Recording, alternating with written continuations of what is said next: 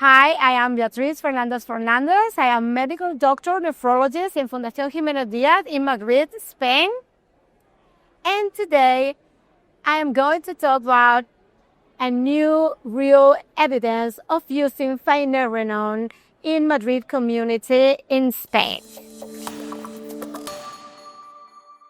Finerenone was commercially available in Spain on 15th of May 2024.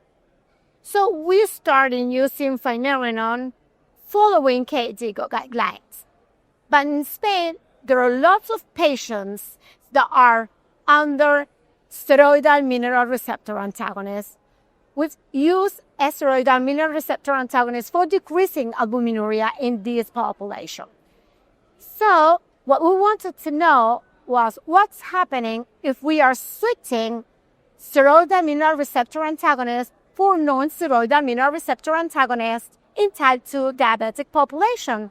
Because type 2 diabetes is the main reason for going to dialysis in Spanish population. And we really want to get rid of this situation.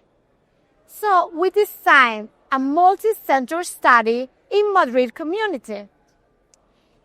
And we did that within the umbrella of SMRAs, which is the Madrileñan Society of Nephrology. We sent a letter to the hospitals. They answered yes. And then we did a retrospective analysis. What we found was that, of course, it was safe in the total population. There was something very nice in our study because we started Finerenone with 10 milligrams in most of the patients. Nephrologists are very, very aware of all the complications all our patients can have. Decreasing eGFR, increasing potassium, having a lot of different complications due to uremic environment. So we were not very confident to start Finerenone up to 20 milligrams. So most of the patients, 90% of the patients started Finerenone just with 10 milligrams, independently of the eGFR. And what we found in 3 months was that in the total population, potassium was quite okay. That increased a little bit, 0.5 milligrams, milliequivalents per liter. And the eGFR decreased just a little bit, not significant. But albuminuria in the global population decreased more than 200 milligrams per gram. So then we extracted this part of the population. We really wanted what happened about the switching from one to the other one, from steroidal to non-steroidal. So then what we found in that specific population, there were just 24 patients, okay? And in that population, we found very nice results.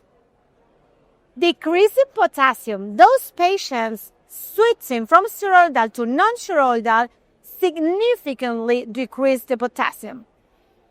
They had almost 5 milliequivalents per liter of potassium, and they decreased 0.5 milliequivalents per liter of potassium. That means you can be relaxed when using non-steroidal, comparing that when you are using steroidal mineral receptor antagonists. What happened to the eGFR, serum creatinine? eGFR was maintained, so it is exactly the same in terms of safety and in terms of decreasing eGFR, and albuminuria was maintained. That means it's equally in potency, but with less secondary effects. No one left the medication. No one said anything about any different issues on the medication. And then it's a dual thing. People were more happy because they got rid of the secondary effects of that medication. And we also did that in the regular daily basis. That means we don't have time for longer washout periods in between taking one medication and taking the other one. We just have to be fast. And we had from 24 maybe to 72 hours without steroid amino receptor antagonists, and then the patient started directly non-steroid amino receptor antagonists, Finerenone. No hyperkalemia effects, no problems. So switching from one medication to the other medication is safer. We can just have the blood samples longer in time, because sometimes when we are using steroid amino receptor antagonists, we get some stress and we have to take like potassium and 1 month after potassium and in summer or whatever. But then when we use non-steroid amino receptor antagonists, we will be more relaxed because the patient decreased serum potassium and will be like more time with the right combination. And then what's even more, those patients combining SGLT2 inhibitors and non-steroid amino receptor antagonists had even lower serum potassium levels, which is totally presumable, as we've seen in confidence trial. But in the daily clinical basis, you can confirm what you've seen in the randomized clinical trials.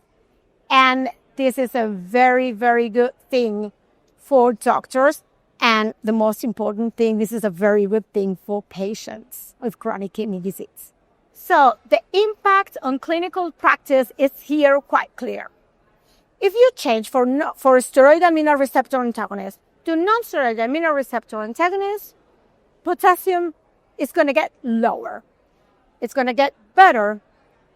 So then there's no need to increase other medications such as potassium binders.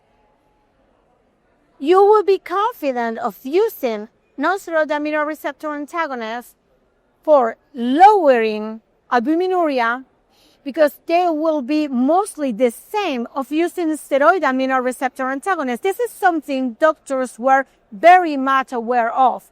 There were many of nephrologists that were concerned because steroid amino receptor antagonists are highly potent for decreasing albuminuria.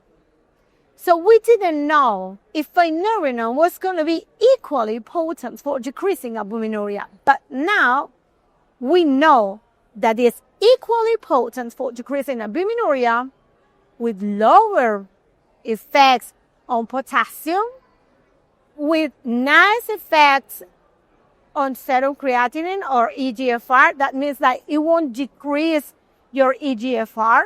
Your eGFR will be stable. And if the patient's got higher serum potassium, you can just switch from one medication to the other one, mostly directly, without needing a washout period. Because in this washout period of 4, 6, 3 weeks, the patient is without the medication. And if the patient is without the medication, this risk will increase. This albuminuria will increase. And you don't really want this albuminuria to increase. You want that to remain stable. So you can be sure that switching directly will be good for your patient, and you won't have like problems or secondary effects. I think we have to do more patients. So we need more and more patients included. I don't think there will be a face-to-face comparison. I think the comparison will be from the nephrologist. It's in our hands. In Spain, we're going to open that for all Spanish Society of Nephrology because we've seen that results are good. So if we can include more patients, in the real daily settings, we can be more confident of opening that to the whole population. And moreover, now we are using that in type 2 diabetes patients. But this is like the base.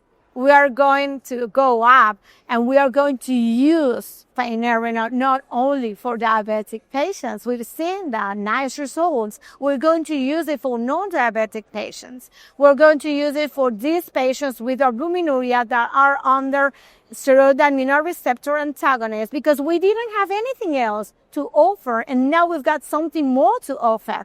So I think the future comes from very big data sets, very big databases, and from the feelings of the nephrologists for adding more and more patients to these big data sets, these databases, so as to be sure that what we found is plausible. We can use that in the real life and open that and spread the message to the rest of the world.